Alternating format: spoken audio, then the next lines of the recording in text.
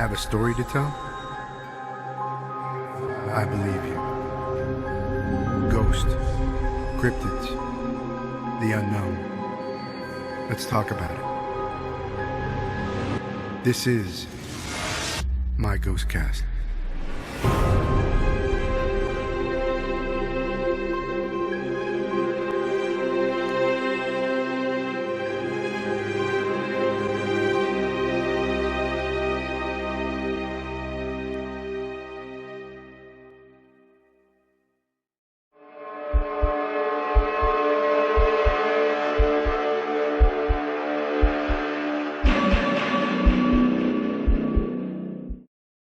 D, anything from the Eastern aspect of that? I have a lot of questions, actually, that might lead us a little bit off topic, but I think something in particular that maybe Bryan can give us his thoughts and his commentary on the goetic beings, what a lot of people would consider demons now, and kind of the relationship that we have had with those beings through history, because I think a lot of it in the past was very like master-slave, subjugated kind of relationship, versus now I think there may be a little bit more of a cooperative kind of approach to how we deal with those beings. Yeah, definitely. That's good. Good question and good comments. So, in traditional grimoire work, a lot of times is standing in the place of divine authority, and especially when it comes to Solomonic goetic work.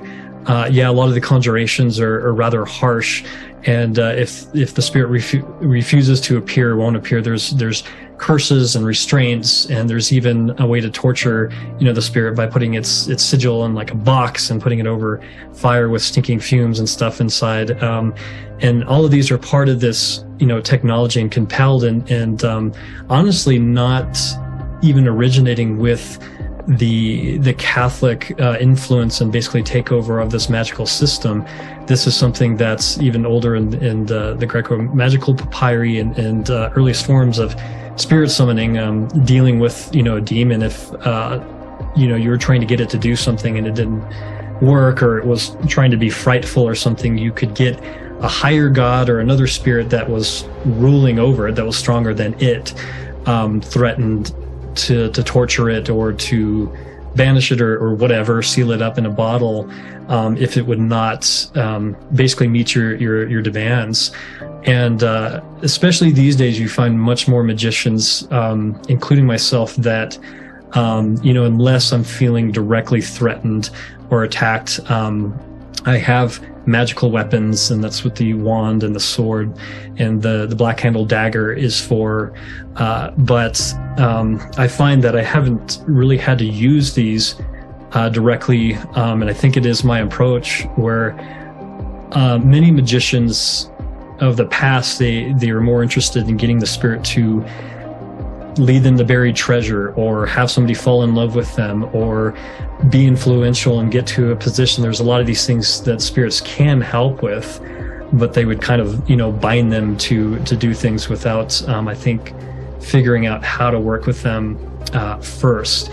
And also the nature of these spirits, rather than being fallen angels directly, or just spirits that are rebellious against God and therefore deserve punishment, torture, and ill intent.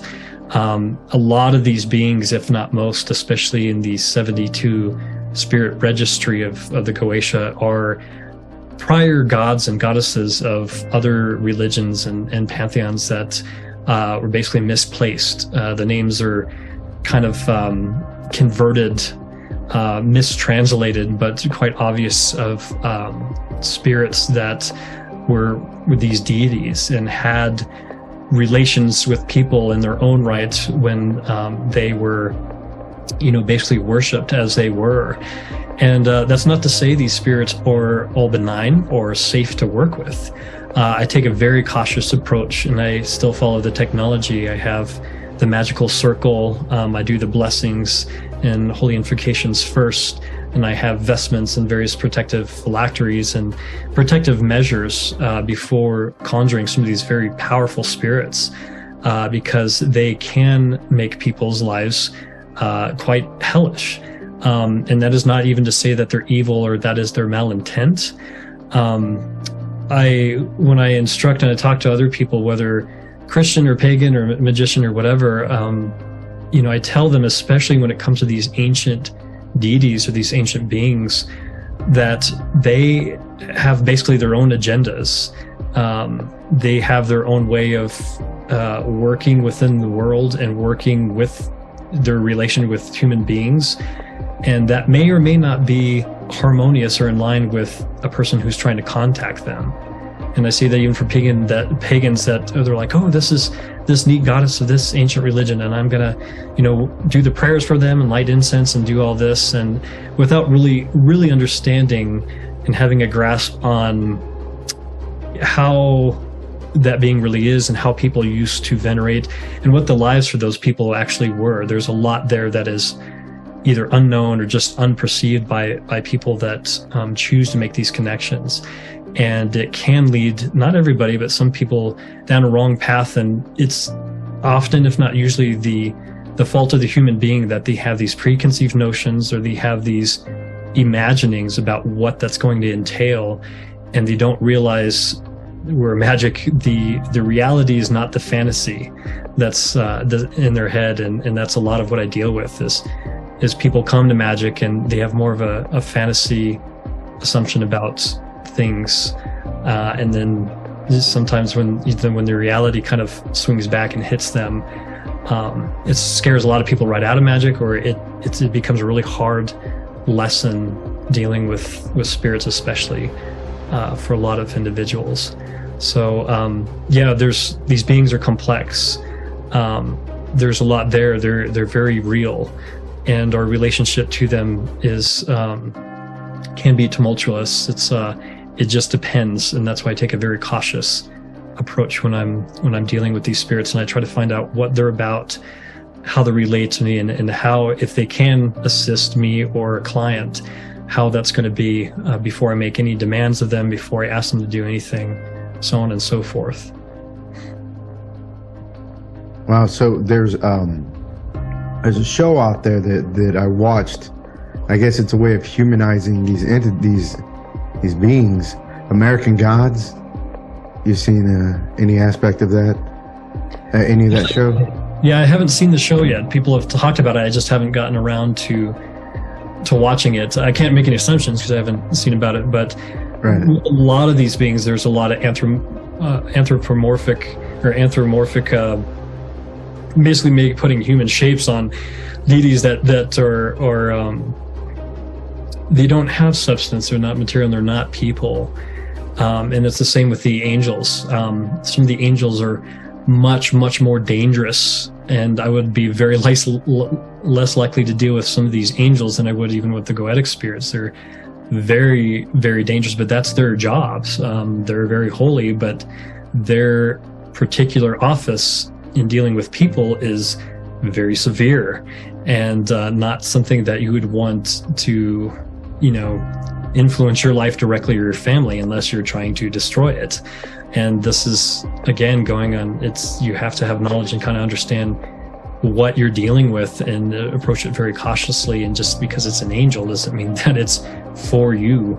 There's a lot of holy angels that, depending on which side of that divine sword you were on, it was either the ultra demon or this, the saving angel. It just depends. So yeah, I think a problem with people when you're dealing the spiritual world, especially magically, it's in most of what we know and kind of growing up, it's not a black and white angel and demons. Just like the world of creation is much more rich with diversity, so is the spiritual world. And there's a lot of different beings, not just demons and angels. And some of those beings can be benevolent, sometimes helpful to people. Some are completely don't care. They completely have no interest in people, and some are quite hostile, don't like people at all. And some of these beings are not even evil, they just don't like people. They don't like human beings, and they probably have their reasons, and they can be quite hostile when encountered, but they're not demons and everything, fallen angels just out to hurt people. They don't like people. And there's a lot of mistakes made because our abilities to perceive them, knowledge, and there's a lot of translation, and because we come from very different cultures and religions, and we put various names and aspects on these spirits that we encounter, but not able to study as easily as things in the physical realm. So a lot of things get misinterpreted, sometimes mistranslated or misidentified. And that way it's interesting. D, any last questions? 'Cause I know Bryan's pressed for time, and I don't want to take. Yeah, I know he's pressed for time. I don't want to take up any more of the. I have a lot of questions, but we'll hold Sure, on. I can do one more question before we get going, but it's up to you guys. This may be a little bit long in how you might want to answer, but I guess my question is maybe more also as a word of caution, and also to help others who might be trying to enter this realm of paranormal, supernatural, or esoteric practices. Do you find that it's easier now, or do you believe it's easier now to possibly get involved in such things? And how do you see the new generation entering this discipline? Do you feel like they're entering without a lot of formal training and getting themselves in a lot more trouble than the previous generation might have done? So. Yeah, it's an excellent question, and it's just like the same answer in with the technology. So within the esoteric, magical, and occult community, we have doctors, scholars, incredible minds, and we're all talking to each other, and we have access to manuscripts and translations to magical ancient texts, more so than ever before. Ever since the late 90s, where I kind of came in to the scene, to now the amount of magical material, the amount of authors and practitioners and scholars that take this stuff very seriously. There's a tremendous amount of accessible information, and somebody who's interested in this field can gain access very, very easily compared to when a lot of us started in this. They had very few books at the library, and there wasn't much out there. And this is definitely a kind of a golden age and a huge emergence. You have a lot of people drawn to magic and Western esotericism. At the same issue, you have a lot of people new coming to the scene, and where everybody gets a voice. There's some early authors out there, they don't quite do the research or don't quite have the experience under the belt, and they make a lot of assumptions that many of us feel is dangerous when people read or take this up, and they think, oh, this is the way to do this. This person knows what they're talking about, and it can lead to some very difficult things. Unfortunately, a lot of the people that are drawn to magic and the esoteric, and especially occult, that have a lot of personal difficulties, mental and emotional and so forth, it can cause more harm than it can help their lives, and a lot of them tend to veer off into fantasy and idealism about whatever it is that they're imagining this stuff is, and it can be a problem. It can be very difficult. It's like other technologies or things that can definitely cause problems in people's lives rather than help them. But we do have a lot of excellent practitioners and minds. I've seen the work that I've done for clients and things, and people transform their lives in amazing, very positive and wonderful ways. A lot of people have become a lot more insightful and connected to divinity in their own right. And so it's a lot like a lot of things, but especially like technology, where you're going to have a lot of measures of good and bad as well. And it's like so many things, it's really the person and their relationship to the material or whatever that's going to determine how that plays out in their lives and the people around them. And I try to do my best to educate, to caution, but it definitely feels necessarily, but to basically share my experiences and findings about this material. And it's very fascinating because there's quite a few people in my field that I have tremendous respect for and I work with, or we collaborate, and there's been a lot of discovery, which is neat. It's been very fascinating. Awesome, Bryan. Thank you on that. Man, one last small question. Hopefully it'll be small, right? I'm like, if somebody's interested in, I suppose, like I've always been interested in reading up on Solomon and all the story behind it and some actual real background. I find that there was so much stuff I didn't even know where to begin with some of that, and even some of it was like, what? Okay, what would you recommend if someone's trying to look into? Okay, let me look into a little bit of the history. Yeah, there's some excellent sources out there for Solomonic magic in particular.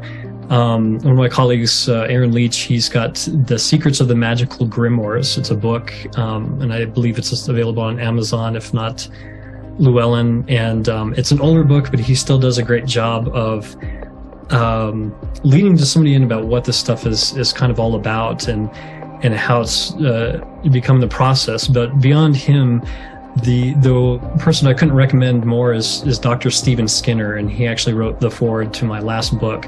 But he has one of the most extensive volumes on classical magic, specifically Solomonic magic, and he has books called the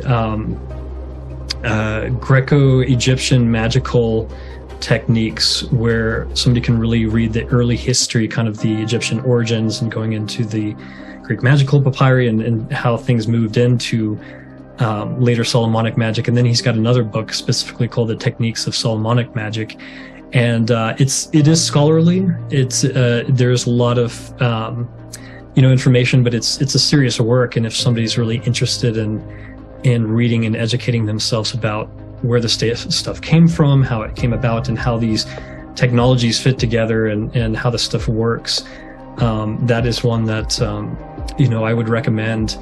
I share a little bit of scholarly background in my works, but they're more experiential. They're basically about, this is how I did this is how I made these things, and these are the experiences I had when I put the stuff to work. And that's primarily what I'm known for. And my two main books are Gateways Through Stone and Circle, and then later Gateways Through Light and Shadow, where I work with my scryer conjuring, going through the elemental realms and the kings, conjuring the 7 archangels, the super celestial angels, the Olympic angels, and quite other few things in between. So it's kind of an extensive work. Definitely in ordering that book, and I want to be able to read it, because man, it's definitely got a lot more questions. Which is, of course, I'm a big history guy, so I'm like, oh, well, let's look into that. Anything, D? Anything else? In our closing remarks. I guess we're closing now. I guess since we're all martial artists here, the three of us, especially in the same art, maybe some ending comments about how the esoteric works into traditional arts such as ninjutsu and other things like that. Yeah, and this is actually something I enjoy talking about, because I don't get to talk about often. And just a side note, when somebody's saying, I want to get into this, how do I get into it? And before I get into the martial art aspect, I do feel like certain people are called to this. Some people are going to have knacks and abilities, and magic is definitely one of those things where it's not for everybody, especially contacting spirits, and that can be frustrating, but it can cause a lot of issues, I think, for people who try to force it. It's a rare thing. There's not very many people, I think, have a natural knack for that. So I just urge caution and patience for some people. Some people you can develop certain gifts, but some things are definitely kind of a calling that way. And certain magic, it definitely is. It's A lot of people are kind of born with it, and you can train it, but it's something that if you've never had any experiences or anything, it's very difficult, sometimes impossible to really get anything from it. But jumping to martial arts and Bujinkan, so like many of the teachers and everything that have some background into it, Mikyo Buddhism is kind of the backbone of Bujinkan and ninjutsu, and our martial art, and the Kujin and Kujikiri, I would consider basically the magical component to Ninpo, and being able to understand that. I had an interest in it even when I began training, but my teacher was very disciplined and didn't really teach me until after Shodan. He said that my understanding of taijutsu and being able to develop and have an actual the feeling and attitude within the body through kamae, and being able to enact it properly, demonstrate it, is basically of Kuji, and being able to weave your hands in certain patterns and actually enact something. So we have in our tradition what's called Sanmitsu, the triple secret, and there's a lot of these. You see the number 3, not only it's the East and the West, and they're really touching on the same kind of concepts, but thought, word, and deed, being able to bring these things out into actuality. When he started teaching me this, I think it was connected to my other magical things, but I found it extremely useful, and something that I practice, and I still practice today, and I teach some of my head students. And even though I'm not an initiator in the Mikyo religion directly, it definitely comes through the line of ninjutsu as I've been taught and as I've been able to study independently. But the foundation for the elements first makes a lot of sense, because you find the same ideals and correspondences within Hermetic and Western magic. So a lot of these things kind of connected together right away. So being able to call that within myself and then actualize it outside is that's actually the role of the magician in the Western art as well. But for ninjutsu, it's helped. And then going on to the later the 9 cutscenes, as well as the 9 hand positions. That's something that I've experimented with quite well through the years, and have had awesome experiences, from being able to sense things to being able to heal myself in various ways very quickly, to being able to kind of put up a perimeter of protection when I've been in some dangerous situations and places, so on and so forth. It's a very useful magic, because it's something that requires no implementation. You can do it with your body in the tantric sense right then and there. So it's a magic that I use quite often, and it's something that I've kind of extended out with some of its origins and some of the yogic practices of where it originally originates. And but that technology I find very useful, and I have to thank it to my teacher for teaching me the foundations of Kujin and Kujikiri. All right, Bryan. Well, thank you so much. I know you're pressed for time. If anybody has any questions for you, how can people reach you? The easiest way to reach me is through Facebook, Frater Ashen Chassan. I have actually 3 different web pages. A main kind of social page where I do a lot of either groups or lectures or respond to people. I've got one specifically where I sell my talismans and implements and such. And then there's just another general page, but they should be able to find me there. I did have a blog, but I'm not very active because I'm so busy. Simply Facebook is where I deal with clients, and people reach me through there. I would say that's the primary way to reach me. And then my email and such can be found through my pages. Awesome. So that's where we'd be able to keep up with you if you had any up-and-coming. Do you have any up-and-coming seminars or anything? No up-and-coming ones in person. I've had a lot of requests from that since COVID. When things maybe even out, I do plan to do another in-person workshop, which would be nice. That's definitely one of my favorite ways to teach and to share magic is in person.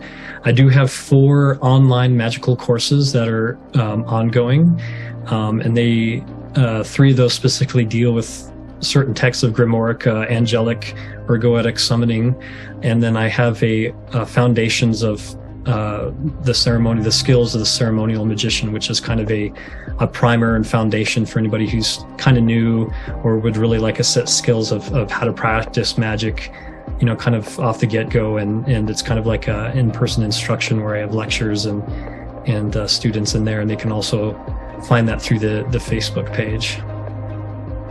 Right. Thanks so much for being on here. Anything closing, D? Anything you want to? No, that's it, really. Thank you so much for coming. Hopefully we can make time for another session. We have a lot of questions. It's my pleasure. Thanks for having me. Brian, again, thanks for being on here, man. This was awesome. We definitely got to do a part 2. I want to ask you a question about some of those scary incidents that happened on our next one. Guys, thank you again for watching. Don't forget to like, share, subscribe. This is Therese with My GhostCast, signing off. Fascinating interview. I hope you liked this episode with Frater. I learned a lot from this one. You can reach out to him through Facebook. I posted his information in the description section. He's coming out again later in another episode. Ooh. If you like what we're doing, don't forget to like, share, and subscribe. And most important, comment. Until next time, thanks for watching My GhostCast.